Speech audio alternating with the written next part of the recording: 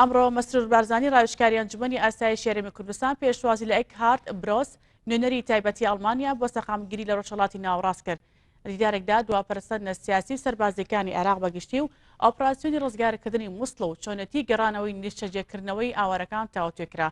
ئەردوو لاجەقتیان لە دەستپێکردنی دیالۆگی جددی بە مەبەستی دروستکردنەوەی متمانە لە نێوان گشت پێکاتەکانی پارێزگای مووسڵ کردەوە. پەیوەست بە چۆنیەتی بەڕێوەبردننی مووسڵ دوای دەرکردنی داعش مەسرور بارزانی ئاماژەی بە گرنگی هەبوونی ڕێکەوتنێکی سیاسی هاوتەریبی ئۆپراسیۆنی سەربازی کردەوە. ڕایگەیاند ئەگەر ڕێکەوتنێکی سیاسی لە نێوان لایەنە پەیوەنددارەکان نەکرێ دوای ئۆپراسیۆنەکە لەوانەیە ئەو کێشە و تەنگەشە سیاسیانی پێش داگیرکردنی داعش لە شارەکەدا هەبوون جارێکی دیکە دەربکەونەوە. لە بەشێکی دیکەی دیدارەکەدا نێوان ڕاوێژکاری ئەنجومەنی ئاسایشی هەرێمی کوردستان و نێردەی تایبەتی ئەڵمانیا گفتوگۆ لەبارەی هەوڵەکانی دابینکردنی سەقامگیری و پاکردنەوەی ناوچەکە و ناوچە ڕزگارکراوەکان و گەڕانەوە و نیشتەجێکردنەوەی ئاوارەکان کرا.